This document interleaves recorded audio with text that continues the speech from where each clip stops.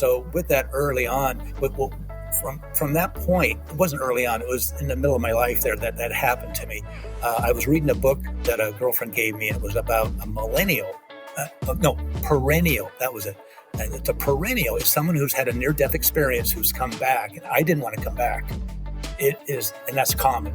We don't want, but we're forced. We're forced to come back. Welcome in to Menfolk Journeys, the podcast of great conversations with men. I'm your host, Chris Foster, and we're going to explore how we wear this beautiful and confusing mantle of manhood in the 21st century. Look, I get it. In public life, a lot of men are knuckleheads. But in private life, we can be thoughtful and we can be reflective if we have the right conversation, if we feel comfortable talking about our story. And we all have a great story to tell. And we can all learn from those stories. We can learn about who we've been, who we are, and who we want to be. And that's why we're going to have this conversation, so we can learn from other men just like us. And in this episode, we're going to talk with my new friend, Tommy. Tommy had a massive life-changing event in the middle of his life, and then he decided to go wandering. But not all who wander are lost. He had a companion with a higher power. He found service. He found ways to give so he could keep giving.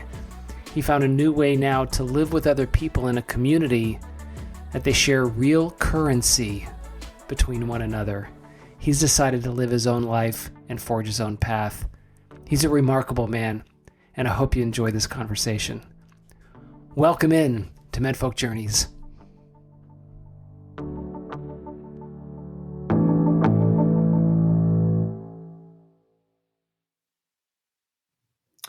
Well, all right. Well, Tommy Kirkpatrick, welcome in. Well, thank you very much for having me. I'm excited. So why don't you tell us a little bit about yourself? Oh, sure. I'm a retired teacher and an author, and I live now in the Philippines. What we say here in the language is Naga Pangita sa asawa. I came here looking for a wife, and so I have that now. So I'm very, very happy. And life has taken me a lot of different directions. So, it's a little bit about my current situation. But if you want to go some more history, I can go into anything you want to ask me. So go ahead. Well, absolutely. So you ended up now in the Philippines. Begin your life in the Philippines. And one of the, do you know the Talking Heads song, Letting the Days Go By? I know about Talking Heads. I enjoy that punk music. So yes. So there's a song called Letting the Days Go By where he says, you may find yourself living in a cardboard shack. You may find yourself behind the wheel of a large automobile. You may find yourself, and he says, you may find yourself in all these places.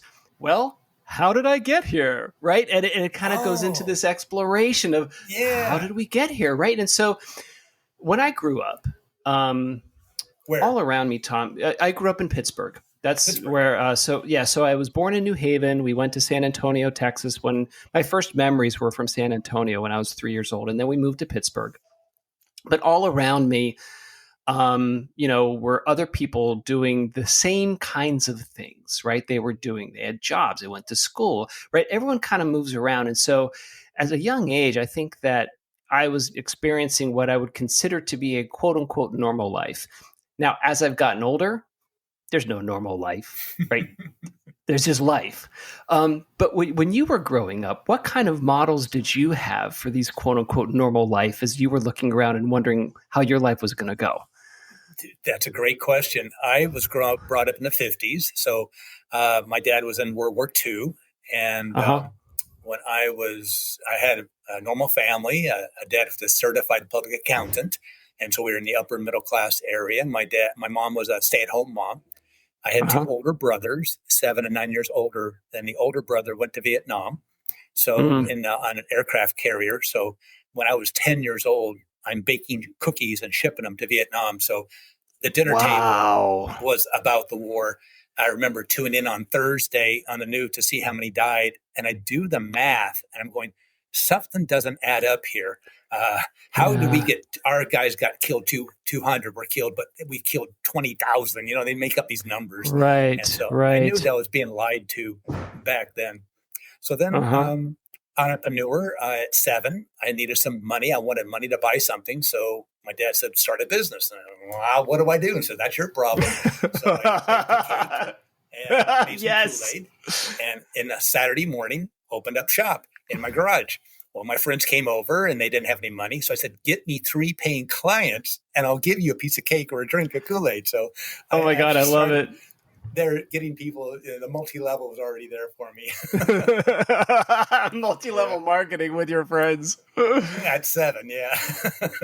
So then, let's see, I was a diver. I became a scuba diver at 13. I grew up in Southern California in Long Beach. I went through the Los Angeles County Parks and Recreation still has a scuba program. And so I went through their program to be a certified diver. This was before Nowie, before Patty. And so then at 14, I was in the pool of the dive shop and they got a phone call from a guy in Hollywood that said, I need 2 extras to go to Catalina Island to be in an underwater movie. And so my friend and I were in a movie. Right. And then at 15, I had my own motorcycle. I had purchased it from my own money and I had a driver's license. It was really weird. If you had driver's ed and you wouldn't drive on the freeway late at night or a person on your motorcycle, you could have a motorcycle license. So I drove my motorcycle to high school to learn how to drive a car. That's hilarious. So let me get this straight. The picture of young Tommy is 50s, 60s, Long Beach, California, riding a motorcycle to school. That's a whole thing. A lot of people would kill to have that kind of life as a teenager. And then at 15, I had a summer job as a diver. I was working for Ship Shape Divers, and they were located in Dana Point. And at that point, the harbor was just getting started. So I was being paid to scrape barnacles off the boat and wipe the line and replace the zincs and repair the boat when they got damaged from the electrolysis. And I actually painted underwater. There's a thing. Yes. It was a pressurized roller, and the paint pressured into it, and when it would glob off, it would just sink right to the bottom of the port there. So I would kind of smoosh it on. Is the way I couldn't roll it. It was more like sure. And then it dried, and I came back about a month later to clean the boat, and it was kind of like a dark gray, and I'd swipe it with my pad, and it would turn to a bright silvery color. So at the time, they said that the Australian Navy did all their painting underwater. They wouldn't bring them into the dry dock to paint it. They would just do it underwater. So you were being paid $165 a week, and my friends were only getting $20, $30 at McDonald's. So it was a big difference. $165 a week is huge. And also too, Tommy, it's such a, I don't know. You started off doing and making unconventional choices. I mean, as a youngster. So my question to you is, do you think that as your other friends were working at McDonald's and stuff, you're like, no, I'm going to be underwater. I'm going to be an underwater boat painter. I mean, who does that, right? Nobody. You do. Do you think that kind of laid, even that early age, laid a comfort level with kind of doing your own thing and being your own person and making your own decisions? Oh, absolutely. To the point where about 13 years ago, the wife said, after 28-year marriage, the wife said, get out and take the dog with you. So I became homeless on purpose. And I took a vow of poverty for 10 years. So I didn't touch any money. I helped other people make money, but I wanted to feel what it was like to be poor. I wanted to know what it was like to be hungry and not to have a place to stay that night. And then how are we going to do it? And that was all done with faith. So I walked in faith with God, and God has provided everything for me. For an example, I'm here in the Philippines, and I went to an island, and I went to a home, and they were going to serve me some dinner with my girlfriend, and they were scrambling around to find a plate for the white guy, the foreigner. I'm out in a village, and I went, no, you don't need to do that. And so, because they didn't have a plate, they didn't have utensils, so we laid the banana leaf out, and we put the food on it, and you eat. the food. That Sure. was how you eat. Sure. And then about a month ago, I was at one of my family now. I have Sawa, that means a wife. And so I'm not Okay. married yet, but I have an engagement. So I went to one of the uncle's home and it was raining and he apologized for the rain coming through part of his house. I said, "You have a wonderful home. I have been at homes that didn't have a roof. So Right. I'm not that way. I appreciate what I have, what God has given me. And so that's what I do. I walk in faith." That is astonishing. And I want to get back to that idea. So in the vision I have of young Tommy as a 15-year-old, working, doing his job, etc. When you started to move into your young adult life, did you have a vision of what that life was going to be like, or were you kind of making it up as you went along? Well, to be honest with you, my viewpoint was either fascism or nuclear annihilation. So I had a real pessimistic viewpoint and this is, 71. I graduated early. I had taken class. Well, first of all, I went to school at 4. They lied about my age. So you went early. Baptismal. Yeah, they made a new baptismal and they took that to the school district. And I got in at 4 when everybody else was 5. But I was ready. Sure. Get me out of the house. And then that was again an attitude of I'm leaving as soon as I can. Right. Get me out of here. Right. So I'm wondering. Hold on one second, though.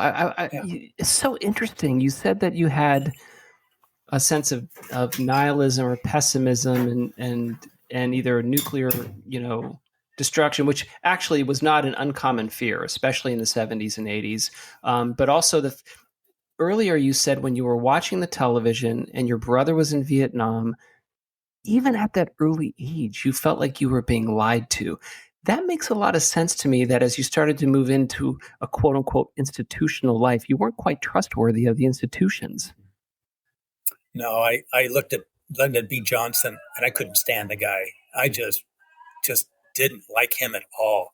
And I've never voted for a Republican and I've never voted for a Democrat because I'm told you got to vote for the lesser of two evils. And that came about in our third election, in a sense, in the United States. It was between Jefferson and the guy that they had the duel and stuff. I can't remember the name, but that's... And it was Jefferson and Burr. Jefferson and Burr, right. So that's when the first thing was pick the lesser of two evils. And I don't want to pick evil. I don't want to pick Satan. So I have not. So I have voted for people that I thought were good, but I've never voted in that category. From the very beginning, I knew something was going wrong. Interesting. So it's almost like an anti-institutional vibe went through. And so when your former wife had said, okay, our marriage is over and we're dissolved and we're heading out, it's kind of like going from a total institution, right? The institution of marriage and all of the expectations that come along with that, right? I mean, there's partnership, there's, not only, fidelity, but there's, hey, we're going to build something together and is institutionalized, is formalized legally, right? And then out of that, you went off. And so one of the phrases that I love, or a word that I love, the Latin word is vagari. It's the action verb meaning to wander. It's Latin for to wander or to roam. It's the root of the word or for the noun vagabond, which is a wanderer roamer. When you left the marriage, you said you will intentionally be homeless. You will intentionally roam. Walk me through that. How did you make that choice? Well, years later, I got a sign that said, "Not all who wander are lost." Correct. So I was not lost. Also, the vagabond can imply idleness, and I was not in any way idle. Correct. All of these years of acquiring things, I always had the feeling that someone could take it away. And so once you own something, you get a lawsuit, all that kind of stuff. So I was always had the idea of what it would be like not to have anything. And this was a great opportunity when she gave me that demand to leave. And then I left everything. I had at one time 5 medical clinics. I had a charity doing about $250,000 a year. I was quite wealthy and I gave it all up. I took a walk and left it. And I haven't talked to That's her in amazing. like 15 years. Yeah. So That's amazing. There's a play. There's a musical called Into the Woods. I think it's Stephen Sondheim musical. And what he does is he takes nursery rhymes and old children's fairy tales and turns it into an adult fairy tale about going into the woods, right? Because there's Little Red Robin Hood, there's the baker, there's the witch and the magician and stuff like that. But one of the characters is this archetype of the wanderer, right? The wise wanderer, the hermit who says, running away, let's do it. Let's leave it all behind. And they go into the woods. It's like you're that guy, like you decided that you were going to go into the woods. mm-hmm. Yes, I remember in the early days of multi-level, the tape that runs my head is this guy was talking about how there are elephants, and elephants are pachyderm, so you got to have a lot of thick skin. Because if you're going to be a pioneer, you're the one who get all the arrows popped into you. So you got to have a tough skin to make it through. So that's what I always look for as a strength. And right. I graduated high school at 17, and I had just turned 17 2 weeks before that. And then about 2 months later, I had my own job. I had my own apartment. That's what I meant to say. I had my own apartment. So I moved out, and it was $95 a month. It included utilities. And it was perfect for a 17-year-old. And I also had a car payment because you went early. Money. Right. Because I had the money, I went into a dealership to a Mazda RX-7. It was a rotary engine. It was full of power. It had 2 distributors, and one would kick in at about 4,000 RPMs, and it was just a leap. It was so much fun to drive. And so strange but true. My dad owned a Mazda RX-7. Oh, totally. I've been in that car. Yeah, and it was a lot of fun. So I walked into the dealership, and I had $1,000 cash, and you should see my eyes pop open. There's some that's a lot of money back then. Oh yeah, and I had saved it up, so they got me a contract, and I couldn't sign a contract legally, but they did. They take my money. I signed the contract. I made my payments. I got a credit report, credit score way back in when I was 17, and then I became an insurance investigator. Wow! I lied. You did start early. You had, I don't know. I guess in your whole life, a theme that runs through you, Tom, is you are always, seemingly to me now, just in the scant minutes we've known each other, you're always in motion, right? Newton's laws of physics, objects in motion tend to stay in motion. It seems like that's you. Like you are always moving forward, even at an early age. Oh yeah, I was tied to my chair in I think 2nd grade. Wasn't that bad of a tie down. It wasn't traumatic, but it was just, here's the kid that gets up. So that's part of the problem today is they medicate the males and with Ritalin, so they can't handle that. Correct. So I became an insurance investigator. I lied. I told them I was 19. They had my driver's license. They knew I lied. They still hired me. So after about 6 months, I got to be the 2nd most productive agent they've ever had. And of course, I'm looking at these guys who are 40, 50, and do I want to do this for the rest of my life? I'm like, no, I'll go to college. I'll become a CPA, a certified public accountant, take over my dad's business. I'll go there for the money. But then the high school counselor, he was also a teacher at the community college on psychology. So I took his class. I fell in love with psychology. So I had a double major at Chico State, which is a small town in Northern California I went to. And so it was abnormal psychology and accounting. I love it. That's a perfect blend. I love the yin yang on that.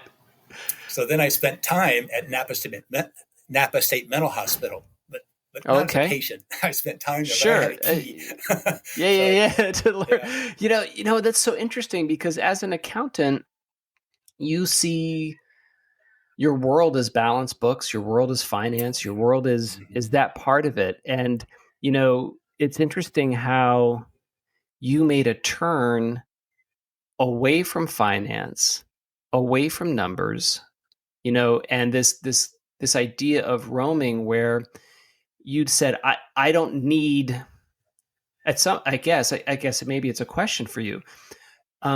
Did you say, yeah, I don't need money to survive? Like money. So how did that mental leap happen for you? Well, I would say it's because I crossed over. I don't talk about it because it's an experience that you Sure. can't describe.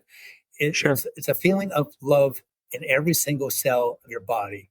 I didn't have the forest. I didn't have the green things that people walk through and all these people there. It wasn't that way at all. It was more black and white for me. But it was that feeling that I have. And I've always been more kinesthetic versus visual. I don't see auras. I don't see those kind of things, even though other people have seen them around me and stuff like that. But it's more of a feeling that I've had. So with that early on, from that point, it wasn't early on. It was in the middle of my life there that happened to me. I was reading a book that a girlfriend gave me. It was about a millennial. Perennial. That was it. The perennial is someone who's had a near-death experience who's come back, and I didn't want to come back. It is, and that's common. We don't want to. We're forced. We're forced to come back. We'll be right back.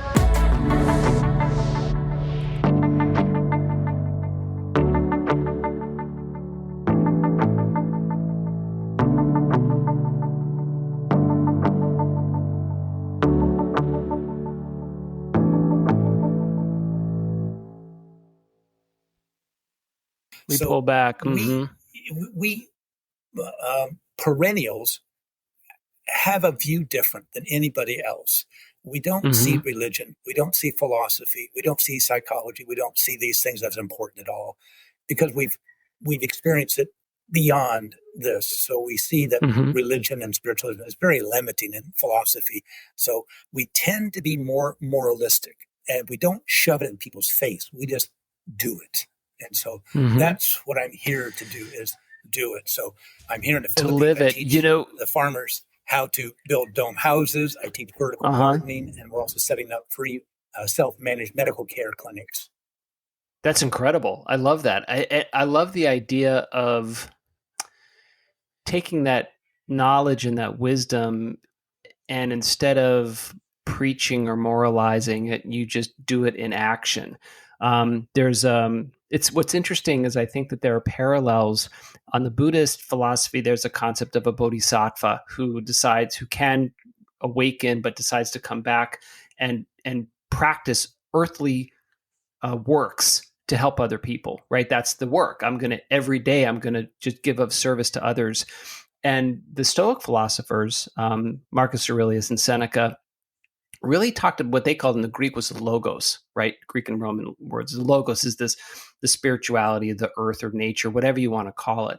But they said, it's great to think about it. That's nice. But what's better is to do something about it. What's better is to perform this reverence in action. So when you think about building these dome huts or building vertical gardens, is this to you kind of this energy in action? Absolutely. It's given to me by God. I am driven by God's direction. So I do it. I don't care about anything. I don't have to make anything. It's not that. But we are to be wealthy. We're not to be impoverished. We're to help other people. And the more you help, here's a funny story.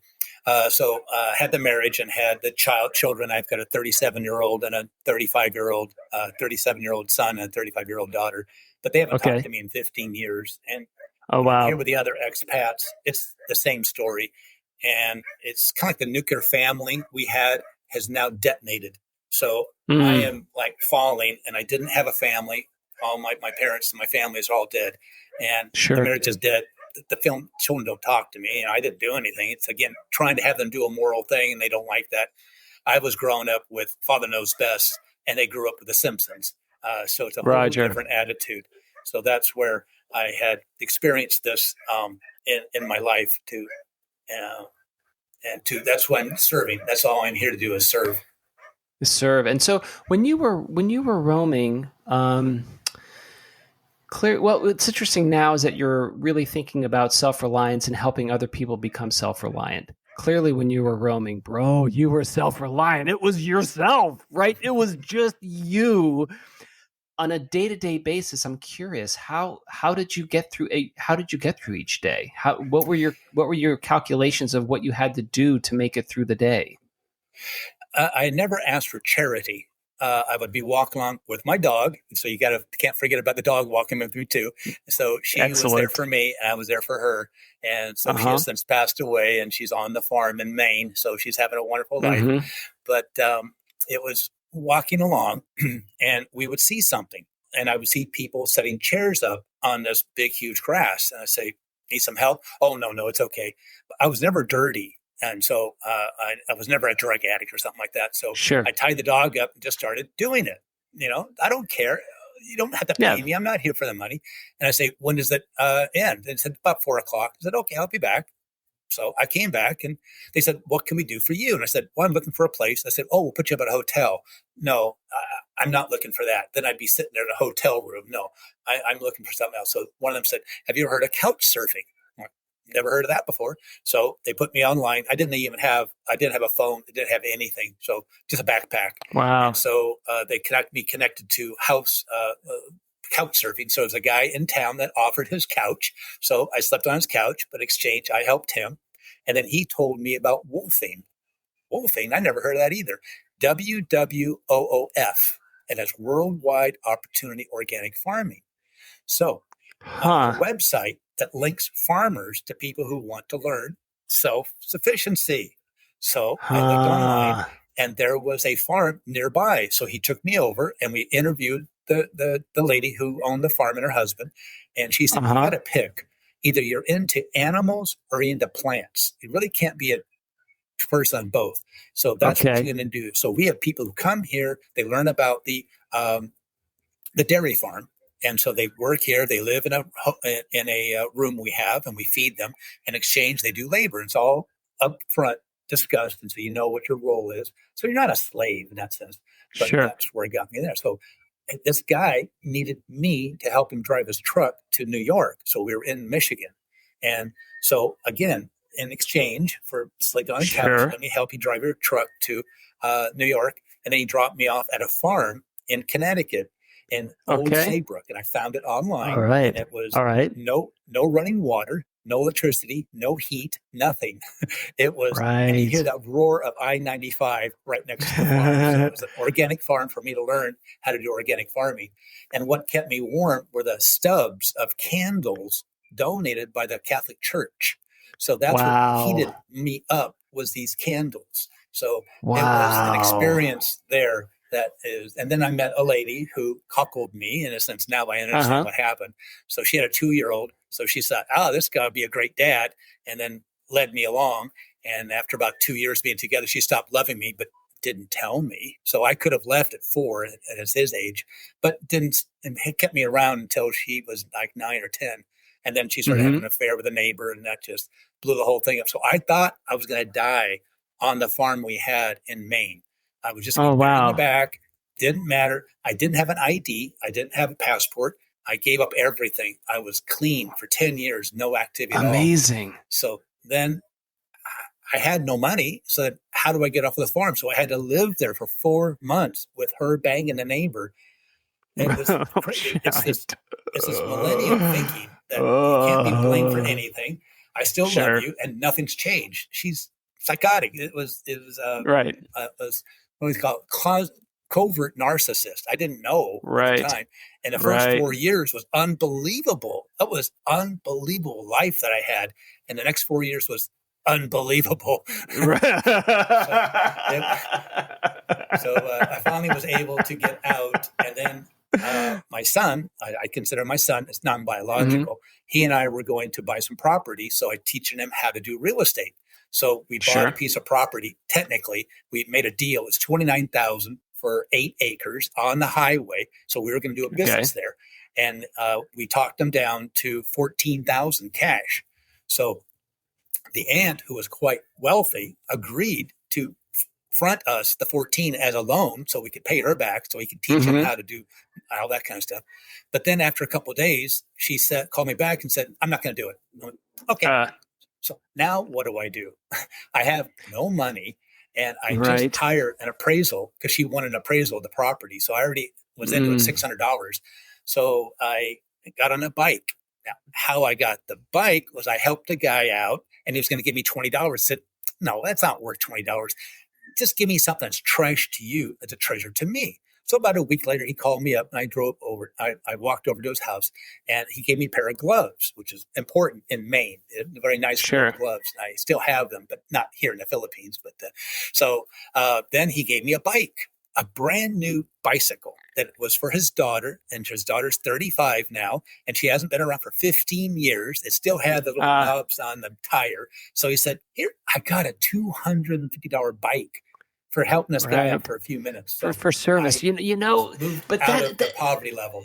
Right. But that is such an interesting human exchange, right? I mean, for hundreds of thousands of years before we had coins, we would exchange and barter services for goods, my good for your good. The human interaction and the human self-reliance and the one-to-one connection of you have something that I need, I have something that you might need, and we'll just service each other with the things that we need. There's a book I have. It's on my list to read. It just came out. It's by her name is Barbara Kingsolver, and she wrote a book called Demon Copperhead, which is a kind of retelling-ish of David Copperfield, but instead of, because what she wanted to do is she wanted to write she grew up in Appalachia. She lives in Appalachia, and she has seen the devastation that the opioid crisis had in Appalachia, especially in the 90s. And what one of the understoried stories is the orphans that the opioid crisis created, right? And so she's like, oh, they're, so she was thinking about the orphans, and who knows more about telling stories about orphans than Charles Dickens, right? So she's like, Charles Dickens, David Copperfield. So, but I heard an interview with her about it. So she still lives in Appalachia, which I think is interesting because she says Appalachia is this region between northern Georgia and southwestern Pennsylvania. And growing up with Pittsburgh, 45 minutes or 50 minutes outside of Appalachia. My dad worked in Butler, which is north of Pittsburgh, and in a town called Chicora, which is north of Butler. And his next door neighbor had an oil well. Like that. I mean, just like, right. I mean, it's right there. So, right there, but what she said, property. That's right. But what she said about the Appalachia Territory was so interesting, and it really struck me. She said that there's a real deep-seated sense of self-reliance in Appalachia because there are a lot of small farms. And she said that the folks in the cities can't stand Appalachia because they don't pay the taxes because they don't buy food. They don't need to buy food because they grow their own food, right? They're self-reliant, right? They grow their own food. They have their own animals. They don't need to spend. And she said, the people who live in the cities are completely 100% dependent on the supply chain to live, right? Everything, water, food, every shelter, everything. And so what I think is so interesting about your story is that you almost, through your own actions of interpersonal connections, of serving, of receiving, of serving and receiving and learning how to interact. I don't want this to land the wrong way, but it sounds a more human way to live. Do you know what I mean? Exactly. So what I have come up with is an idea that we have an agricultural dominant economy. And that's what I kind of grew up in. Even though I was in the city, we still had that carryover from going to the farm where my grandmother lived and in Montana. So all the community still had this belief of the morals and values you have, like you're talking about, in exchange. But there's another side of it, is a currency dominant economy. And that's what happened. Let me see here. Thoreau wrote on Walden's Pond about the railroad coming to town. And it was a big deal. So a guy got off the railroad, went up to a farmer and said, I will pay you to grow corn. So how he did, he switched over to corn. He's getting paid money. Oh my gosh, I got wealth. And then after 5 years, a huge amount of glut of corn, he lost his farm and he was destitute. So when you go for the currency, you have to not have morals and values, because that's actually a detriment. That's why all the criminals do so well in the system we have, is it's currency dominated. So, and that's kind of like answering your kind of a question there, but I want to kind of get back. I wrote some notes down here. So I got the bicycle, and that pulled me out of poverty. So there's different levels of poverty It's not That's third interesting. world. That's old thinking. The first layer of poverty is walking. How far can I walk? What can I carry? When I was given a bicycle, that lifted me out of that poverty level to a bicycle. Now I can ride further. The next one is a motorcycle. Interesting. Next one's a car. So that's how I Sure. kind of see poverty level. So that got me. So I rode my bicycle around town and I found someone who was painting. And I said, I'm a painter because I've done house painting when I was in college and stuff. So I know how to paint a house. So he said, I need this fence painted. And it turned out to be a 24-hour job. And I got $600 cash in 2 days. And I was able to pay the appraiser. So then how do I get $14,000? So I went to work as a painter. So I was making about $1,000 a week. And sometimes I was working 100 hours a week just so I could get the money. So I am not idle at all. And then what you were talking about. And that's not the implication. And I think that's a really good point, Tommy, because there, like you said, A, those who wander aren't necessarily lost, and B, if you're wandering, it doesn't mean you're idle. In fact, just the opposite. You have to be more aware. You have to be more attuned to certain situations and people who might need help or service, and you have to be more attentive to some of the opportunities that could be out there that other folks would overlook. Oh, yeah. And you had mentioned before about commodity for commodity. We used to trade. And that's just very simply C equals C. So a commodity for a commodity. And there's a movie, Lone Ranger. And that's where Tonto comes across this dead guy. He wants the boots. So he takes the boots off and he gives him a feather. And he's in a museum as a statue. And then he sees a popcorn. He takes the popcorn from the kid and gives him a dead mouse. It doesn't have to be equal. And that's exactly what I'm trying to do here in the Philippines. Let me just jump to something here.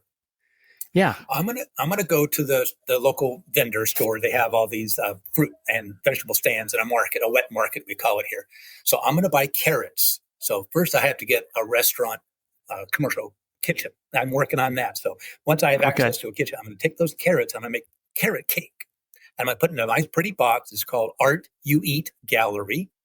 So it's Art You Eat. So it's a whole different way of a restaurant, because restaurants are not going to, they're failing everywhere around the world, around the United States. It's not, you can't find anybody to work. So the idea is I bake delicious carrot cake and bring it back to the vendor and give it to them free. It's in a package. And now they have processed food, which has higher value. They make $10 a day on average here, the average Filipino. So if I can give them 10 cakes, they can make $10 or $20 from these cakes that are already finished product. They can say, that's my carrots. Well, did you bake it? No. My friend, everybody's an amigo here. So my friend has baked this and it's my carrots. So then they say, what can I do for you? There you go. That's all I'm asking for. I'm going to give you 3 buckets. I want the seeds from the papaya and from the, the other vegetables and things that we can sprout from. So, and then that's where I can sprout food. So you see where I'm kind of getting at? I'm trying to get free food. Now I love it. Scraps. All your scraps, put it in this bucket, and the neighbors too can throw all the scraps in. And that's compost. Chickens. Feed my chickens, feed my goats, feed them pigs, and if it doesn't feed that, it's compost. I use that. But it feeds the animals. Of course it does. Yeah. So feed the animals, and their poop goes in with a casting to the worms. So I got the vermiculture. I got it all mixed together, put in the soil, sift it all out, and that water goes through the trays through bamboo and has the vertical gardening, which I have stacked up, and I have more food than you can believe. And then what I do is I have another bucket for food that is edible. So this is food that it's not going to make it by the end of the day. It's not, there's a blemish and people are not going to buy it. Toss it in here. For some reason, people don't want a soggy eggplant. So toss it into here. Now they can have stuff that know they're not going to sell, throw it in here. So I take that back to my kitchen, to my chefs who are wanting to learn how to be a chef. So here it costs about $7,000 to be a chef, and it takes a year. They only spend 4 hours a day at the school. And it's in Cebu, which is you have to live there then.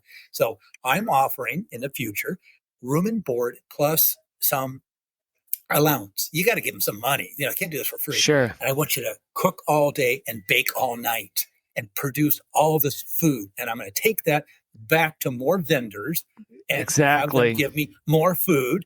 and I want it to be unequal. I want the popcorn and I want to give you the dead mouse. I'll take the dead mouse. I want to give you, vendor, something that you can go lift you out of poverty. So it's just another $10 a day can make their life That's so huge, though. better. And well, and so what I simple love for me to do. I love that. You know, it's so interesting. You said it's so simple for you to do, but your calculus is very complex. And it's right. It's a very complex calculus of, as long as I see things differently, and like you said, it's not a currency dominated discussion. It's an agricultural dominated discussion. It's a natural resource dominated discussion. And for that whole exchange of you saying, I'll take the carrots and bake a cake that you can sell to get more, but you keep your money. And these are these things that you don't need that I need. Again, it's an extraordinarily human interaction because, you know, humans, of course, we have to be self-reliant, but by our nature, we're social animals. We rely and depend on the community, right? Then we have to engage with the tribe and other tribes to survive and succeed. So the question is, how would you do that when, you know, 100,000 years ago, they didn't have silver coins, right? Right? There wasn't money, right? I love that you're doing this, Tommy. I think that's wonderful. Give me your trash could be a treasure to me. So the guy didn't need the gloves, had a bike that was taking up space in his garage, and he gave it to me, and it was just over the top. So back to the formula, C equals C. So when you exchange, so you came to the market and you had something and you exchanged it for something you needed. So usually your excess, you wouldn't grow things for the market. Now, if they weren't there that day, you would exchange it for money. So money was then exchanged for that, and you brought the money back the next week and bought what you wanted. So that is a C-M-C. So the fulcrum was the money. Now, once you get into the monetary thinking, the currency-dominated economy, you bring money to the market, M, you exchange it for a C, but you want to have M plus. So you want to leave with more money. And that is the depth. That's morality. Well, and that destroys it. You're absolutely right, because what that does is it makes the intention completely inhuman. Right. It's the first time I've thought about it that way, but it's an inhuman intention, right? A wonderful book that I read that I think is so interesting is called *Sapiens*, and it's kind of figuring out the Homo sapien and what happened, why we made that shift, and all the things that came after it. But one of the interesting things where I thought it was interesting is he said, in all of history, in various countries in all time, there's only one thing that human beings actually agree to believe on. They all believe the same thing. They believe in money. Right now, we believe in money. Right, where in the past you would have a bushel of wheat and someone else had some grapes or some fruit, and you'd say, okay, how many bushels equal how many grapes? Like, how do I make this exchange? And then money came around and decided to put value on things. Money decided that this bushel of wheat was worth $4 and this bucket of grapes was worth $3, right? That's kind of money's role, to kind of put value and measure different things different ways.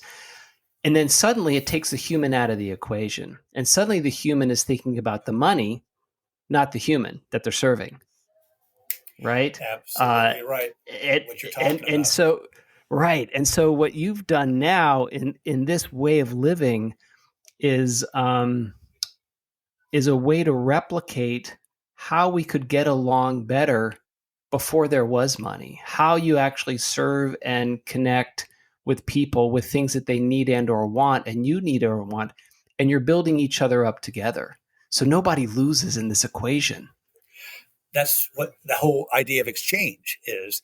And that's when I'm thinking of, I've got so many thoughts in my head. I've covered so many things here, but I'm trying to lose my train of thought here. But I was going to talk about the exchange, and that's where someone's trash is your treasure. And that is what we want to focus on too, is that how can we work together? It's about 150 people is the community. And back in the old days of the beginning of the United States, we had communities based around a church, and it was all family. So it was all Right. like one church, one attitude, one viewpoint. And that is where you have about 150. Once you get more than that, then it breaks down. You don't have the memory of who owes what and where. So that's the whole idea, is to bring back to a community. And had mentioned about Appalachia. I was given a book. My girlfriend went to the library and brought a book back called Dope Sick. And I'd never heard of it. And so I read the book, and it talked about the Appalachia. But it also mentioned Machias, Maine, where I was living near. So I was in the second location that the Sackler family targeted for their Oxycontin. Wow. And this was so horrendous. I've lived it, my friend. I've not taken it, but I have lived the poverty. I have seen it. What's happened is devastating. The devastation. Unbelievable since 2000. So for 25 years, this community has been just ripped and torn. And they targeted this area for a particular reason, because they hadn't had the economy. Now, in West Virginia, next county over didn't have a problem. But that one county that did, because they had an industry there, we had a big industry here of the sardines and of the lumber, and it's all gone, and they had nothing to do. They gave children end-of-life painkiller. This is to be end of life. So what if they get addicted? They're going to die next day. They're going to die in a month. They're going to die in a year. What do we care if they get addicted? It doesn't matter. But they gave this to children who were going in for a tooth extraction. They gave it to a football player who got hurt on the field. Sure. That's what's interesting about what you just said, because Dope Sick was the inspiration for King Solver's book, Demon Copperhead. She read Dope Sick, and she's like, this is a disaster. This is exactly what I've seen. And she's like, I need to fictionalize this story about the orphans. And where was her through line? So that's when she just, thought about Charles Dickens and David Copperfield. But what she had said, and I heard her on a podcast. She said the families targeted rural communities and gave it to the doctors to prescribe, because they knew that, say, okay, you're in pain right now because this is a rural community and I only see you once every 30 days because you're so far away, you don't have access to constant care. And I'm not going to work through your care. I'm just going to give you this pill, come back in 30 days, you'll be fine. But at the end of 30 days, their brain got hooked, right? Their brain just got so used to it. So it crushed them and crushed these families. And this is, again, one of these things where, gosh darn it, Tommy, what an inhuman thing, right? What an inhuman thing to do. And there's the Sapiens book is funny. I'll say why. You'll see why I touch on it again. When in Sapiens, they said, when the agricultural revolution happened about 10,000 years ago, there's one species that thrived and survived and was the unequivocal beneficiary of the agricultural revolution. And that species was wheat. Wheat was like, oh, human, you're going to bend over for 10 hours a day, cleaning me, keeping me from pests, and making sure that I do well? Go for it. So we spun completely, our whole human nature spun completely upside down when we became an agricultural dominated economy instead of a tribal community of 150 people, 300 people. We actually might be healthier and better if we were still in a hunter-gathering community, small, social construction. Absolutely. And we don't have to live like the Amish. We don't have to be impoverished. We can be extremely wealthy. Right. We can have the internet. Right. We can have all kinds of things if we just have a different way of thinking. And so you hit upon exactly, I wear a pair of glasses, okay? My first pair of glasses I put on is I'm a theist. I believe in an involved God. I've been so I know every cell in my body. So the second pair of glasses I wear covers and distorts my whole world, but I see it as 10 to 12,000 years ago, we were enslaved. My girlfriend got me a book. It was about the history. It was a world history book. It was two books. It was a college edition, so I read them all. And I'm reading about the hunters and gatherers and how they lived and that kind of stuff. And then all of a sudden, so the agricultural revolution happened because they had an increasing population of the city, and a growing army. No, wait. What army? Stop. Hunters and gatherers don't have an army, and they don't live in a city. So how do we make that jump? And then when you look at the soil, you will see grass. But below that, you don't have it. So at a certain point, about 10 to 12,000 years ago, grass, that would be barley, wheat, rice, all these grains happen everywhere around the world. So they had to have been brought here. How did it happen? So something happened. And then when you look up farm, it's actually you have to pay a regular basis of rent. So I go back to the Genesis and we say Adam and Eve, okay, and they had two children, Cain and Abel. And what did they do? Cain was for the crops and Abel was for the animals. Wait a second. Are they paying rent to mom and dad? So the part of these things were written by a man, because if you look up the first three words of the Tanakh is the Jewish Bible, and that's the foundation for the Christian Bible. The first three words are Barashith, Bara, Elohim. Barashith means in the beginning, so I like to start in the beginning. Bara is a word that means to create, but it can be used as a noun or as a verb. Okay. El means God. Om means male plural.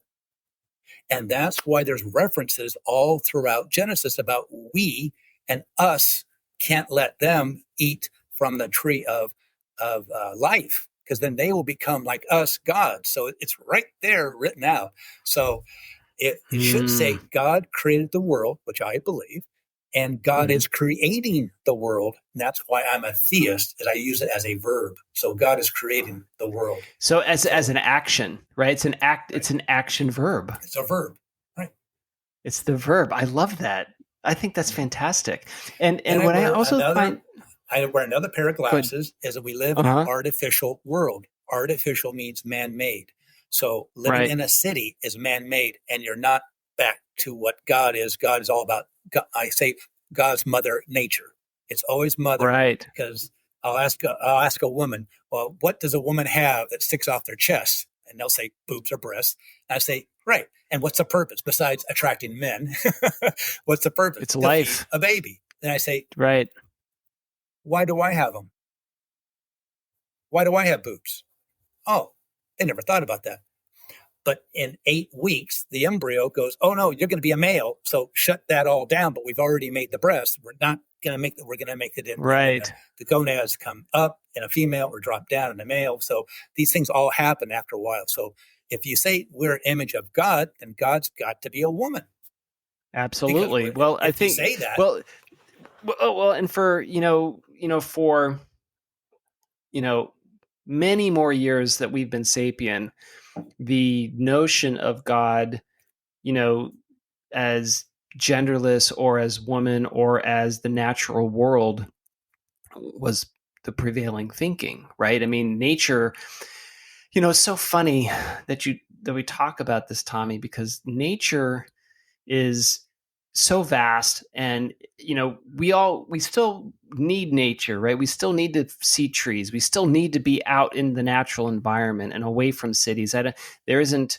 I know it's a cliche to say I've got to get out of the city, or I've got to get some fresh air or take a walk in the woods. It's not a cliche. Well, it is a cliche because that's the truth, right? We have to do this as human beings, as natural creatures.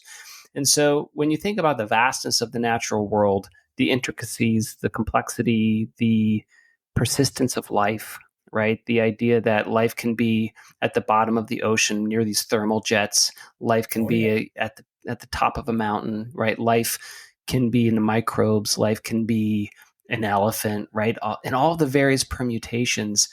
There's an awe about the natural world that we forget, or that we detach from, or that we don't think about. However, Tommy, my unique unicorn, you seem to have turned your vision to say, no, there's a different way to live. And, like I said in the beginning of the conversation, there's no normal life. There's just life. There's just your life. There's no one way to live. You just have to live your way. And I follow what God wants me to do. So you would say, Right. why did you go to the Philippines? Well, my first destination was to Argentina. Okay. Why'd you want to go to Argentina? Well, if I invest $7,000 in a business there, like import export, in 2 years, I get a passport. Well, why would you want to do that? I don't want to be in a country that says you can't leave. We now have COVID too, and you can't. I'm an Argentinian citizen. Bye bye. So I Right. need to have Right. that assurance that I can leave and go to a place where I'm welcomed. I am definitely welcomed in the Philippines. They love me and I love them. This is my home now. But I will be going to Argentina. But what was the purpose to go to Argentina? Well, it's to buy a farm there. So what are you going to do with a farm? I'm going to bring the drug addicts from Maine, from that area that's been devastated by yes, Sackler family, bring them to Argentina on my farm. I have long history of detoxifying. I love that. I have had a long experience. I had 5 medical clinics, and I know how to detoxify the body in 30 days. It takes me 90 days to detoxify the mind, but I am unable to detoxify their life if they go right back into it. So I was in meetings with drug addicts, okay? And after about 45 minutes, they're all talking about their problem. They look at me going, "You're not a drug addict." They know. An addict knows an addict. I have no idea because I've never been one. I don't even smoke. I never smoked. I've never done any drugs in my life, never. So I have no connection to this at all. And they said, "What are you here for?" I said, "I want to hear the story. I'm here connected to you." So I'm they here to told learn me how many people died. And it was I'm an accountant, so I'm going about 15. And then they started talking about the people who have not died yet. They can't believe how many drugs they're taking and they're still alive. I would attend drug court. I would take my time and go to court to be a special drug court because they didn't want to put these people in prison. They want to give them, but it's always recycling. And the judge is very lenient, very helpful, but you got to follow the rules. And so that's my idea, is to have a place in their area where I detoxify them. So they come in and it's a lockdown. It's 7 days of intensity, 30 days. But you put them on a farm. But that's beautiful, Tommy, because you're putting them into work. You're putting them into a natural environment where, like it or not, nature is healing, right? It just is. It just by its nature. It sounds funny to say that, but by its nature is healing. It's designed for homeostasis in the body and in the ecosystem, right? That's what nature wants. And so I love... That's the whole idea, is to take these drug addicts who are not violent and put them in my place right there in Maine.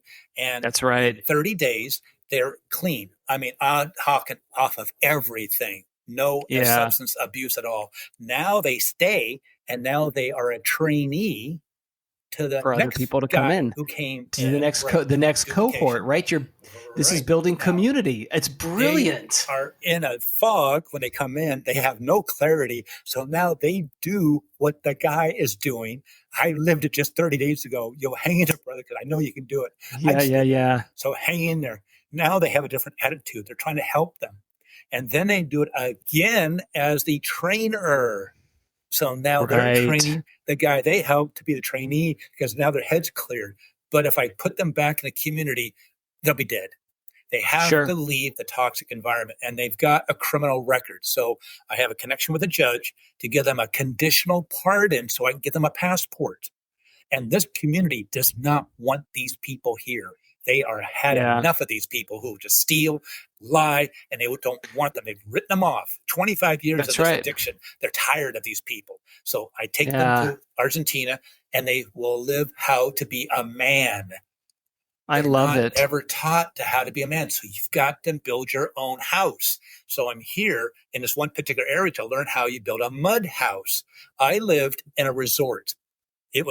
They had 15 structures, all made of mud, and you could not tell. This was like a hotel resort. It'd be probably about $30 a night, which is a big deal. I can live on a $6 a night hotel, but this is way nice. So I was there to teach the farmer how to build a dome house, and he's there to teach me how to make the mud. So the mud is right there. You have to sift it and termites live in the mud. So you have the boric acid that stops the termite, and you cover my bamboo, which is going to rot. So now it's encased, and that's how we can build a structure. So I'm going to teach the men how to build their own house, how to build a nest. That is wonderful. How to dig a well, how to be living in nature, in compliance with nature. And now they're with God's Mother Nature. Right. So what you're doing is you're teaching men how to be self-reliant. You're teaching men how to actually learn how to take care of themselves, coming out of a place where they couldn't take care of themselves because they were engulfed with addiction and they didn't have the chance to take care of themselves the way they could. That gives them lifelong confidence. That gives them a lifelong a sense of identity of that they can do good works, that they can be good people, and that maybe sometimes with drug addiction, it's not because you're a bad person. It's just that your brain got addicted to this artificial chemical and you couldn't get yourself out of it because your brain couldn't get itself out of it. By extracting them and putting them in nature and literally detoxifying them in every way possible from their bad habits, from their bad thoughts, that to me is an answer with a capital A. I love it, Tommy. I think that's brilliant. And they changed their name. Oh, they changed their identity. They renamed themselves. On purpose. What name do you want to have? Doubting Thomas. I'm a doubting Thomas. I love it. And it also means a twin. And Thomas means, and Alan, my middle name, is cheerful and a gemstone. So pick your name for a reason and a purpose.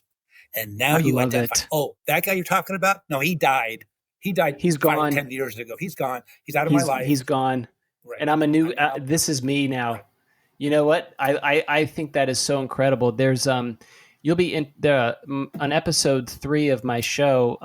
I talked to Michael Rosenthal and we talk about the different lives you have in a life, right? There's the Buddhist concept of reincarnation, but in your own life, you can have different lives. And as men, we can be different men, right? You can shed that skin and be a new man and a new person. And one of the beautiful and I think hopeful things about being human is the chance to reinvent and re-identify yourself as you go through life.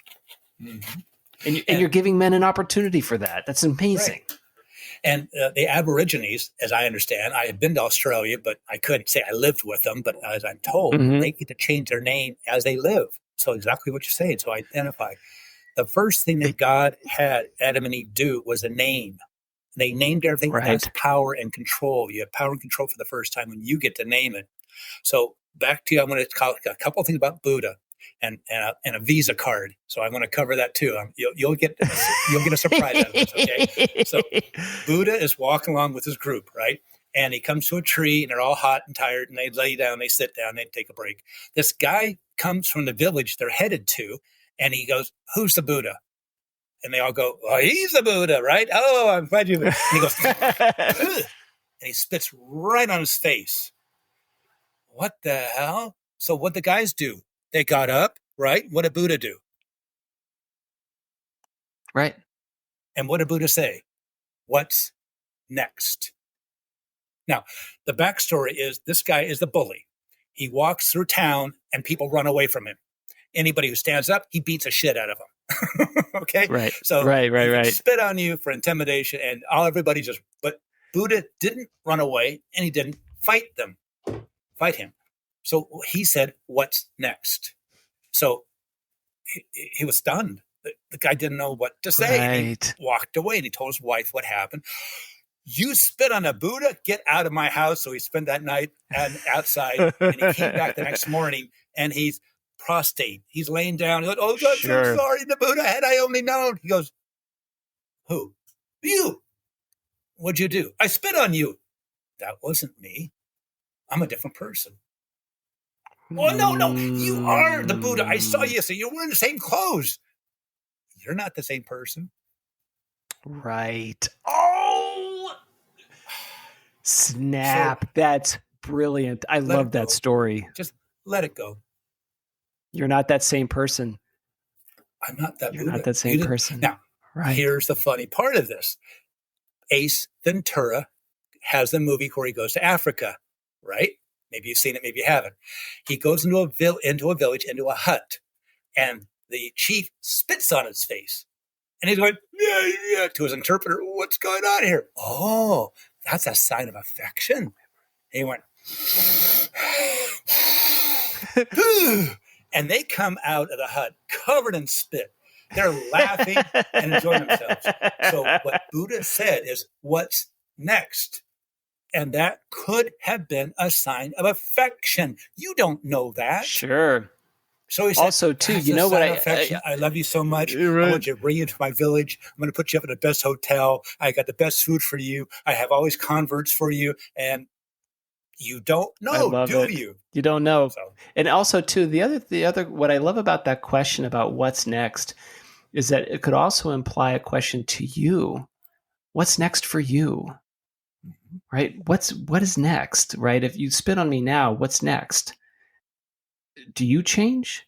Do I change? Do you get more aggressive and violent, which means you're actually a different person than you were 10 minutes ago because now you're more violent and aggressive than you were 10 minutes ago?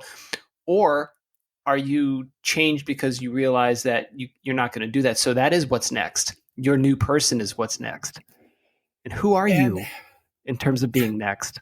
Well, there's the 4 eternal questions. Where did I come from? Where do I go when I die? I know those. Who am I is the next question. Who am I? And that's, you can say your name. Well, that was given to you. No, that's my name. I've chosen it. I'm a new person. So then who are you? Then it's my personality. I'm an agreeable person. I like to be around agreeable people. So when I find someone who's not agreeable, I don't need to spend time with them. They can go do their own negativity way. So that's what I'm looking for. I'm looking for people who build bridges and building things, who are growing food, raising animals, because that's what God is all about. God is about love. So if God's love in the Hebrew language means I give. So if you're loving, I give. You're giving. If you're not loving, you're not giving. So all I want to be around is people who are giving, and those who are not giving are not. I don't need to be with them. Well, so when they're ready to be giving, that's where it comes from. Well, I am so great. I was just going to say, I am so grateful that you've given me your time. You are, like you just said, you're an absolute bridge builder. You are figuring out how to build community, and you're figuring out not just in terms of thinking about it, you're actually acting in a practical way. And man, Tommy, I love your concept of the farm as a refuge and a sanctuary for people who need it. Anyway, congratulations. It's great work. I want to cover thank you very much. I want to cover about the Visa card. Okay. Yeah, do it. Where's this going to go? Okay. Well, right now, whole view. So pull your Visa card out when you're overwhelmed, when you don't have any direction, when you feel inundated, it's turmoil. Pull your Visa card out and see the V, right now, whole view. This is a Buddhist concept. So stop what you're doing, take in all the tactile, then do the listening, do the smell and taste, all the smells and taste, then do the listening, and then open your eyes up and see color, then shapes, then texture. And then finally, you do the action. So get all these nouns in your life, figure out what they all are, the bird chirping and stuff like that, but the sound, then go for the action, what's moving. So that is then what is your intent? You said that. This is I for Visa stands for intent. So what is your intent? My intent to come on to your show was to sell a book that I can make money on, that I can then help the people here in the Philippines. That doesn't matter. What's more important is you. You right now in this moment, in this matter, and your questions led us to this here. So if people want to connect to me, they can. But that was my intent. Your intent was to bring someone on your show to share something and to grow and learn. So it worked out great. S stands for right now whole speech. So speak it into existence. If that's your intent based on what you see and hear and feel and all that kind of stuff, then that's what you do in action. Like you've said before, you got to do something. Just don't sit there and talk about it, be a dilettante, but you got to do it. And just that's simple enough. Just get in and do it. It'll all come together as you keep doing things. So you have these struggles in front of you. You can't do this. You can't do that. No, it's that you don't want to. You say it's impossible. Right. No, you put a space. I'm possible. That's all you got to do. So that's why I want to encourage your listeners and stuff to pull their Visa card out, take in the view. What's your intent? Like you said, say it and then do it. Say it in action and then action. I love it. So Tommy, what I love about your approach is that it's not a give to get mentality. It's a give to keep giving mentality, right? It's not because I'm going to serve because I expect something out. I'm going to serve you. And if I get something in return, that's great, but I don't need that. And that your bravery and your courage to find a companion with God and to say, this is, if I keep doing this work and I keep doing this work of serving, I'm going to be fine. I'm going to be fine. Right? You will be. And that has the story for me.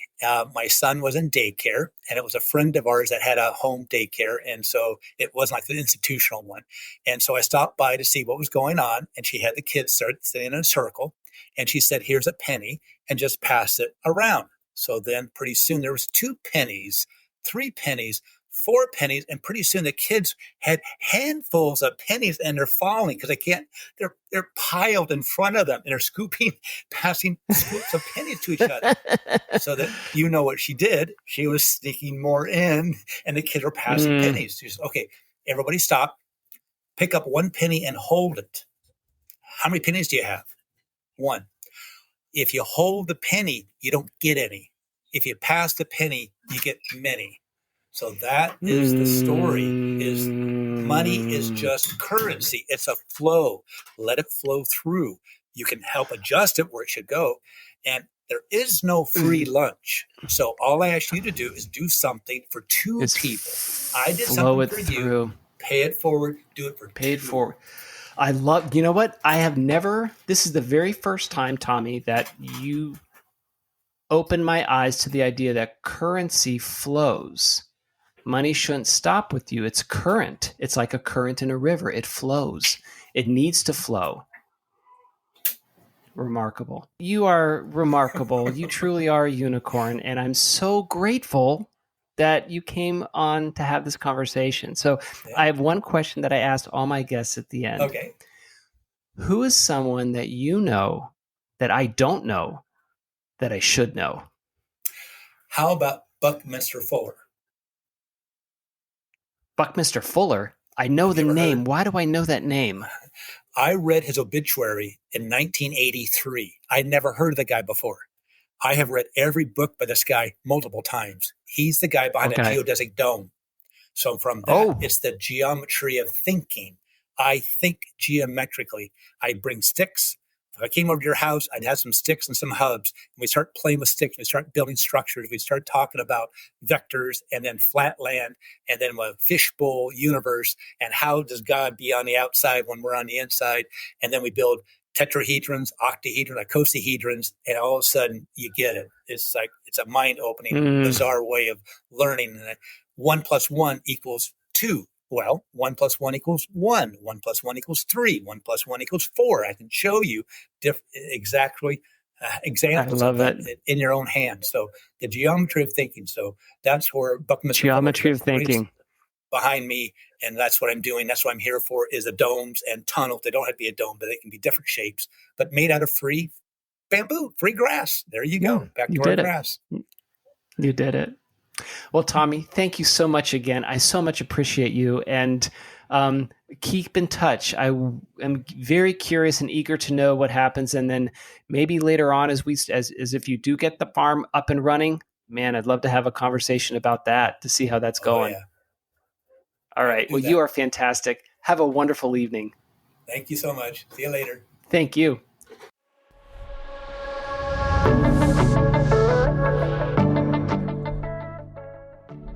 Wow. What an incredible conversation with Tommy. What an amazing choice that he made in terms of the living choices, right? His decisions to say, okay, I'm done. I'm out. My marriage is out. I'm going to go wander. I'm going to be homeless. I'm going to take a vow of poverty. I'm going to learn to live with other people and give to them and give service to them, and they give service to me. Are we brave enough to do that? Are you brave enough to decide to lose your possessions, and move into the world in a more natural way. Not too many people are. And now he's finding a beautiful way to work with other people in a community of currency to give to others so that he could keep it going and give even more. So what did we learn from Tommy? Well, of course, there's no one way to live a life. But I guess we also learned that we each have a role in the currency of the community that's around us. We each have a role to pass things forward. And you don't have to live a life spinning around money. Instead, you can live a life spinning around currency. And what could that mean to you? Well, I hope you enjoyed this conversation. I hope you join the conversation. Visit menfolkjourneys.com and book a conversation with me, because I know you have a fantastic story to tell, and we could learn from your stories.